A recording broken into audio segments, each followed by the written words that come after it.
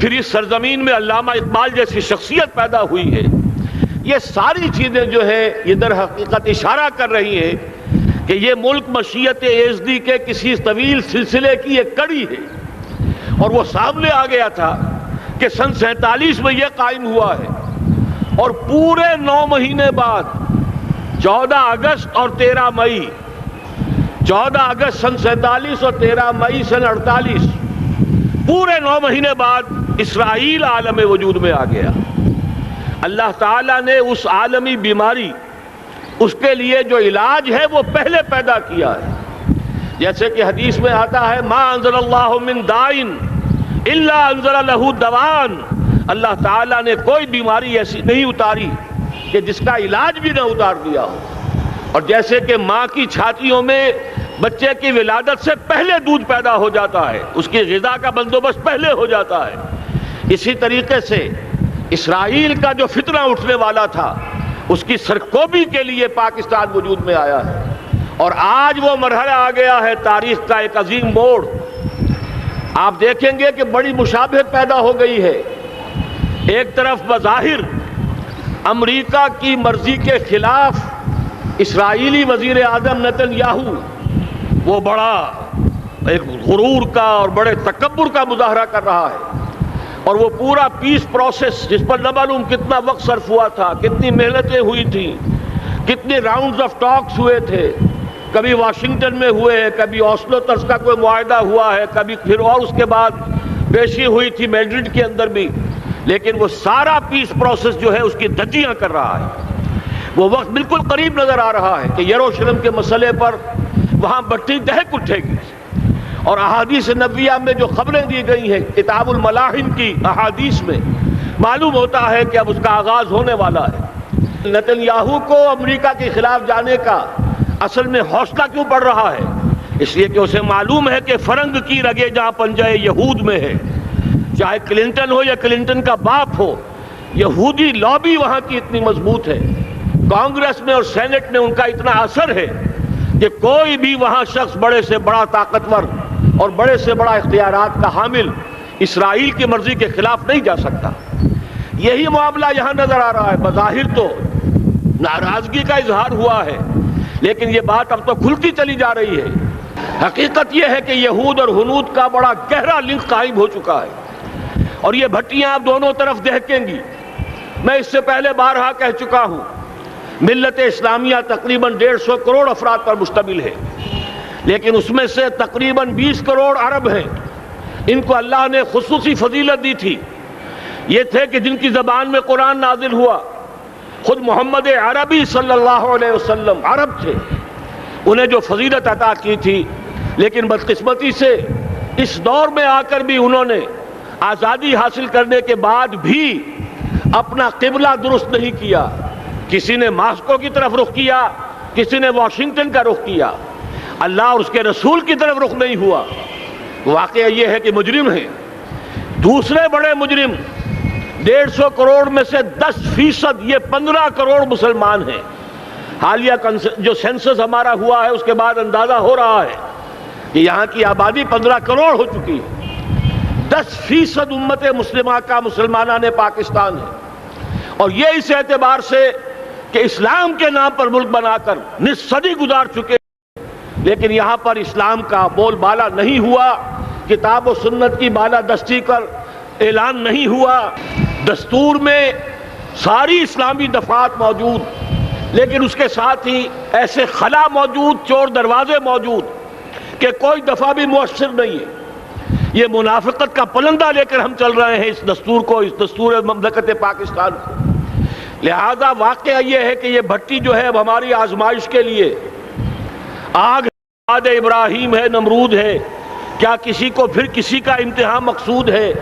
اسی لیے میں نے وہ آیت بھی آپ کو سنائی، وَلَنَّبْلُوَنَّكُمْ بِشَيْءٍ مِّنَ الْخَوْفِ وَالْجُوعِ. آج کی صورتحال پر غور کیجئے، کس درجے یہ الفاظ ہمارے جو ہیں وہ ثابت ہو رہے ہیں اور جس اپلائی ہو رہے ہیں. ایک خطرہ پیدا ہو چکا ہے. واقعہ یہ ہے کہ کوئی کرائسس ہو، کوئی خطرہ ہو، کوئی اندیشہ ہو تو قوم جاگ جایا کرتی ہے. اور اس کے بعد حقیقت یہ ہے اگر ہم نے جرأت کر لی، اور مجھے یقین ہے کہ ہو جائے گا، کچھ لیت و لال ہے، کچھ تاخیر ہے، حکومت کے کچھ اعلانات دو طرفہ سے بھی آ جاتے ہیں، لیکن مجھے یقین ہے یہ دھماکہ ہوگا، یہ مشیت اعزدی ہے، یہ شدنی امر ہے، یہ ہوگا۔ اور اس کے بعد یقیناً اس آیت مبارکہ کا دوسرا لفظ ہم پر منطبق ہوگا، وَلَنَبْلُوَنَّكُمْ بِشَيْءٍ مِّنَ الْخَوْفِ وَالْجُوعِ۔ یہاں دوسرا لفظ بھوک کا لفظ ہے، ہم پر سختیاں آئیں گی یقیناً۔ الکفر ملت واحدہ، پوری دنیا امریکہ کی زیر سرپرستی ہمارے خلاف کھڑی ہوگی، ہمارے اوپر پابندیاں لگیں گی، لیکن شاید ہمارے جذبہ ایمانی کو بیدار کرنے کے لیے اللہ تعالیٰ اسی کو ذریعہ بنا دے، اور پھر اس کے ذریعے سے پورے عالم اسلام میں عوامی سطح پر جو ہمدردی پیدا ہوگی پاکستان کے ساتھ، اس کے آثار شروع ہو گئے ہیں۔ کبھی قطر کی طرف سے خبر آ رہی ہے، کبھی الاحرام کا جو ہے وہاں بات سامنے آ رہی ہے۔ معلوم ہو رہا ہے کہ جو بھی پبلک اوپینین ہے پورے عالم اسلام میں، اس کی وجہ کیا ہے؟ میں نے اپنے پچھلے جمعے کے خطاب میں عرض کیا تھا کہ جیسے پاکستان سلطنت خداداد پاکستان ہے، ایسے ہی اس کی ایٹمی صلاحیت یہ بھی خداداد ہے، اللہ نے چھپر پھاڑ کر ہمیں دی ہے۔ ایسا نہیں تھا کہ ہم نے لیبارٹریاں بنائی ہوں، ہمارے سینکڑوں اور ہزاروں سائنسدان ریسرچ میں لگے ہوئے ہوں، نہیں، اچانک اللہ تعالیٰ کی طرف سے ہمیں ایک نعمت غیر مترقبہ عطا ہو گئی ڈاکٹر عبدالقدیر کی شکل میں۔ پھر نہ معلوم کس کس ذریعے سے اس پروگرام کو آگے بڑھانے کے لیے جن پرزوں کی ضرورت تھی، کس کس ذریعے سے وہ پرزے یہاں پہنچے ہیں۔ یہ بھی خالص خداداد صلاحیت ہے، اور اس کو سمجھ لینا چاہیے کہ یہ ہمارے لیے ایک فرض کفایہ کے درجے میں ہے پوری امت مسلمہ کی طرف سے۔ اس کی وجہ کیا ہے؟ پورے عالم اسلام میں کہیں اور یہ صلاحیت موجود نہیں۔ کچھ ایٹمی دانت نکلنے کا امکان پیدا ہوا تھا عراق میں، آپ کو معلوم ہے کئی سال پہلے اسرائیل کے جیٹس آئے اور اس کی ایٹمی تنصیبات کو تہس نہس کر کے چلے گئے۔ اس کے بعد جو کچھ ہوا ہے خلیج کی جنگ میں، اس کا اگلا پچھلا کھایا پیا سارا اگلوا دیا، اور اس کے لیے جو پابندیاں ہیں شدید سے شدید تر ابھی تک چلی آ رہی ہیں۔ تو اچھی طرح سمجھ لیجئے کہ پورے عالم اسلام میں صرف ایک پاکستان ہے، پوری دنیا میں صرف ایک ملک ہے جو اسلام کے نام پر بنا، پورے عالم اسلام میں صرف ایک ملک ہے جس کے پاس ایٹمی استعداد ہے۔ ان دونوں چیزوں کو سامنے رکھیے تو پھر مشیت اعزدی میں مختلف چیزیں جو اللہ تعالیٰ کی اس تدبیر کے اندر موجود ہیں، اس کی کچھ نہ کچھ کڑیاں جو ہے ملتی نظر آتی ہیں۔ لہذا اگر یہ معاملہ اب ہو جاتا ہے تو یقیناً اگرچہ سختی آئے گی، وَلَنَبْلُوَنَّكُمْ بِشَيْءٍ مِّنَ الْخَوْفِ وَالْجُوعِ، لیکن ایک تو یہ کہ اس قوم کے اندر سے انشاءاللہ جذبہ ایمانی برآمد ہوگا، اس قوم کے اندر سے ایثار اور قربانی کے جذبات برآمد ہوں گے، پورے عالم اسلام کی اخلاقی سپورٹ اسے حاصل ہوگی۔ اور میں یہ سمجھتا ہوں کہ جیسے نوائے وقت نے بھی بہت اچھا کیا، کل یا پرسوں کے اپنے جو سر وقت پر وہ احادیث شائع کر دی ہیں، جن میں سے دوسری حدیث بڑی معنی خیز ہے۔ حضور نے فرمایا عصابتان احرزہم اللہ من النار، دو لشکر ایسے ہیں کہ جن کو اللہ تعالیٰ نے جہنم کی آگ سے چھٹکارے کا پروانہ دے دیا۔ وہ لشکر جو ہیں وہ جہنم کی آگ سے چھٹکارا پا گئے، احرزہم اللہ من النار۔ وہ دونوں لشکر کون سے ہوں گے؟ اصابت یغزو الہند، ایک وہ کہ جو ہندوستان پر حملہ آور ہوگا، اور دوسرا وہ جو حضرت مسیح علیہ السلام کے ساتھ جبکہ ان کا نزول ہوگا، اور اللہ تعالیٰ ایک مجدد، اس آخری دور کے مجدد کی حیثیت سے حضرت مہدی کو بھی ہمارے درمیان میں سے اٹھائے گا، اور پھر جو آخری فیصلہ کن جنگ ہوگی الملحمۃ العظمیٰ، اس کے لیے یہاں سے فوجیں جائیں گی ان کی مدد کے لیے۔ اب ان دونوں فوجوں کو ایک حدیث میں جمع کرنے سے اندازہ کر لیجئے کہ اس کا مطلب کیا ہے۔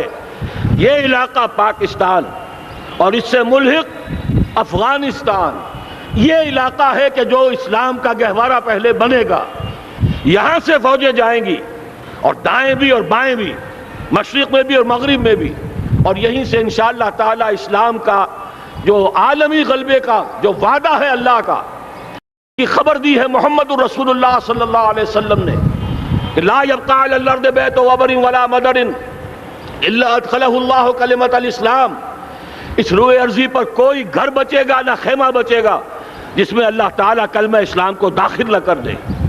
وہ حدیث کے جس کے بارے میں فرمایا گیا، حضور نے ارشاد فرمایا، حضرت ثوبان سے روایت ہے کہ اللہ تعالیٰ نے میرے لیے ساری زمین کو سمیٹ دیا۔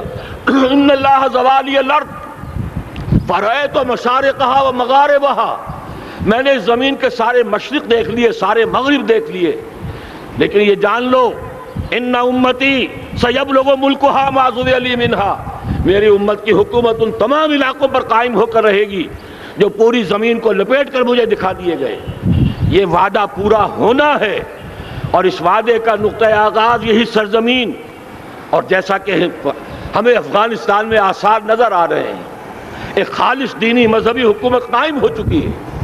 افغانستان کا 80% علاقہ امن کا گہوارہ بن چکا ہے، علماء کی وہاں قیادت ہے اور حکومت ہے۔ یہ پاکستان اور افغانستان مل کر، جیسا کہ آپ کو یاد ہوگا میں نے جب تجویز پیش کی تھی کہ حکومت پاکستان فوراً تسلیم کرے طالبان کو، اللہ کا شکر ہے، میں یہ نہیں کہتا کہ میرے کہنے کی وجہ سے ہوا، لیکن بہرحال اللہ کا فضل ہوا کہ چند دن کے بعد ہی حکومت پاکستان نے تسلیم کر لیا طالبان کی حکومت کو۔ میری دوسری تجویز ابھی پینڈنگ ہے، پاکستان اور افغانستان کا کے درمیان کانفیڈریشن قائم کیا جائے۔ یہ ملک دونوں مل کر واقعتاً، کہ ایک نے واقعتاً 15 لاکھ سے زیادہ جانیں دے کر مرنا سیکھ لیا ہے، اور جو قوم مرنا سیکھ لے اسے کوئی مار نہیں سکتا، اسے کوئی شکست نہیں دے سکتا، اور ایک وہ قوم ہے پاکستان میں کہ جو 400 سال کی تجدیدی مسائی کے اثرات کی امین ہے، یہ اس کا تراث علمی ہے، چاہے وہ تحریک حضرت مجدد الفسانی کی تھی، چاہے وہ علمی تحریک شاہ ولی اللہ کی تھی، چاہے وہ تحریک جہاد سید احمد بریلوی کا تھا، چاہے اور جو بھی رجال عظیم پیدا ہوئے ہیں 14ویں صدی ہجری میں، ان سب کے اثرات یہاں موجود ہیں۔ یہ چیزیں مل کر وہ طاقت بنے گی کہ یہاں سے اسلام پھر پھیلے گا، مشرق کی طرف بھی مغرب کی طرف بھی۔ اصابۃ تغزو الہند و اصابۃ مع عیسیٰ ابن مریم، یہ چیزیں جو ہونی ہیں الحمدللہ میں سمجھتا ہوں کہ اب تیزی کے ساتھ حالات اس رخ پر جا رہے ہیں۔ کہیں فرمایا ان ینصرکم اللہ فلا غالب لکم، اگر اللہ تمہاری مدد کرے تو کوئی تم پر غالب نہیں آ سکتا، وَإِن یخذلکم، اور اگر خدا نہ خواستہ اللہ تعالیٰ ہی اپنی مدد تم سے کھینچ لے، واپس لے لے، سلب کر لے، ان یخذلکم، تمہیں چھوڑ دے، فمن ذا الذی ینصرکم من بعد، تو پھر کون ہے جو تمہاری مدد کر سکے گا۔ اس مرحلے پر سیاسی جماعتیں اپنے جو ان کا مزاج ہے اس کے مطابق چاہتی ہیں کہ کیپٹلائز کریں، پولیٹیکل مفادات حاصل کریں۔ بہرحال میرے نزدیک ایک کنسنسس ہونا چاہیے، ایک نقطے کا دھماکہ ہونا چاہیے، اور نمبر 2 اللہ اور اس کے رسول کے ساتھ صلح اور اللہ کی مدد کی ضمانت حاصل کرنے کے لیے کتاب و سنت کی ٹوٹل بالادستی، پورے دستور پاکستان میں کوئی شے اس کے منافی ہو اس کو نکال کر باہر کر دیا جائے، نفاق سے پاک کر دیا جائے۔ جیسے دعا ہے اللہم ربنا طہر قلوبنا من النفاق، اسی طرح دعا مانگیے کہ اللہ ہمارے ملک کے دستور کو نفاق سے پاک کر دے، اور وہ ساری ترامیم جن کا کہ ہم نے ایک مہم بھی چلائی تھی، وہ ترامیم جس کا تقریباً وعدہ کیا تھا نواز شریف صاحب نے، جس کے لیے 2 مرتبہ ایک محفل میں کہا تھا راجہ ظفر الحق صاحب سے کہ راجہ صاحب پھر تیاری کیجئے اور دستور کی ترمیم کا بل تیار کیجئے، لیکن یہ کہ معلوم ہوتا ہے کوئی بڑا ہاتھ ایسا تھا جس نے روک دیا ہے۔ یہی ہاتھ ہے جو آج ہمیں ایٹمی دھماکہ کرنے سے روک رہا ہے۔ ہمیں چاہیے کہ یہ دونوں دھماکے بیک وقت کریں، اور ان دونوں دھماکوں کے بعد پھر چاہے دنیا کی کوئی طاقت ہماری دشمن بن جائے، ہمارے لیے اللہ تعالیٰ کی مدد و نصرت ہوگی۔ وَلَنَبْلُوَنَّكُمْ بِشَيْءٍ مِّنَ الْخَوْفِ وَالْجُوعِ وَنَقْصٍ مِّنَ الْأَمْوَالِ وَالْأَنفُسِ وَالثَّمَرَاتِ وَبَشِّرِ الصَّابِرِينَ الَّذِينَ إِذَا أَصَابَتْهُم مُّصِيبَةٌ قَالُوا إِنَّا لِلَّهِ وَإِنَّا إِلَيْهِ رَاجِعُونَ۔ تو قوم انشاءاللہ تعالی، میں یہ سوچا کرتا تھا قوم مردہ ہے، بے حس ہو چکی ہے، دین سے عام طور پر بیزاری پیدا ہوتی جا رہی ہے، جو ہمارے دینی قیادت ہے اس سے بھی لوگوں کے اندر مایوسی پیدا ہو رہی ہے۔ کیسے ہوگا؟ میں نے بارہا کہا جب میں یہ شواہد دیکھتا ہوں جو حدیث میں ہے، جس کی خبریں دی گئی ہیں، 400 سال کی تاریخ دیکھتا ہوں، تو مجھے پاکستان کا مستقبل بہت شاندار نظر آتا ہے۔ یہ تو مشیت ایزدی میں کسی بہت اہم رول کو پلے کرنے کے لیے قائم ہوا ہے۔ جب میں زمینی حالات کو دیکھتا ہوں تو مایوسی ہوتی ہے، لیکن میں یہ سمجھتا ہوں کہ وہ وقت آ گیا ہے کہ جس میں یہ قوم جھنجھوڑی جائے۔ ایک دفعہ کا یہ جھنجھوڑا جانا انشاءاللہ تعالی ہمارے بہت سے دل اندر دور کر دے گا۔ آخر چینی کیا تھے؟ ایک 10 صدی پہلے کے چینی افریقی قوم آج کہاں سے کہاں پہنچ گئی ہے۔ ہمارے اندر بھی چاہے یہ کہ اوپر راکھ ہے، اندر چنگاریاں ہیں، ان چنگاریوں کے بھڑکنے کا وقت آ گیا ہے، اور انشاءاللہ العزیز اسی ایٹمی دھماکے سے اس پورے عمل کا جو ہے آغاز ہو جائے گا، جس سے یہ سرزمین پاکستان اسلام کا گہوارہ بنے، اور پھر یہاں سے پوری دنیا میں اسلام کے غلبے کی جد و جہد کا آغاز کیا جائے۔ بس میں اسی پر اکتفا کر رہا ہوں۔ اللہ تعالیٰ سے دعا کرتا ہوں کہ وہ ہمارے حکمرانوں کو، اگر تو کوئی تاخیر ہو رہی ہے انتظامی امور کی وجہ سے، کوئی بات نہیں، بہرحال معاملہ ایک اچانک ہو گیا ہے، لیکن مجھے توقع ہے کہ انشاءاللہ وہ دھماکہ ہوگا اور جلد ہوگا۔ اگر کوئی تذبذب ہے تو ہم اللہ تعالیٰ سے دعا کریں گے وہ نواز شریف صاحب کے دل کو پھیر دے اور اس کے اندر استقامت پیدا کر دے، اور دوسرے یہاں کی سیاسی جماعتوں کو بھی یہ توفیق دے کہ کوئی اور سیاسی مسئلہ اس وقت نہ اٹھائیں، اور جو بھی یہاں پہ مذہبی اور دینی عناصر ہیں انہیں اللہ توفیق دے کہ وہ اس دھماکے کا مطالبہ کرنے کے ساتھ ساتھ، بلکہ میں یہ سمجھتا ہوں کہ اس سے بھی زیادہ زوردار انداز میں دستور پاکستان سے منافقت کے خاتمے اور کتاب و سنت کو سپریم لا قرار دینے کی ترمیم جو ہے اس کا دھماکہ بھی کیا جائے۔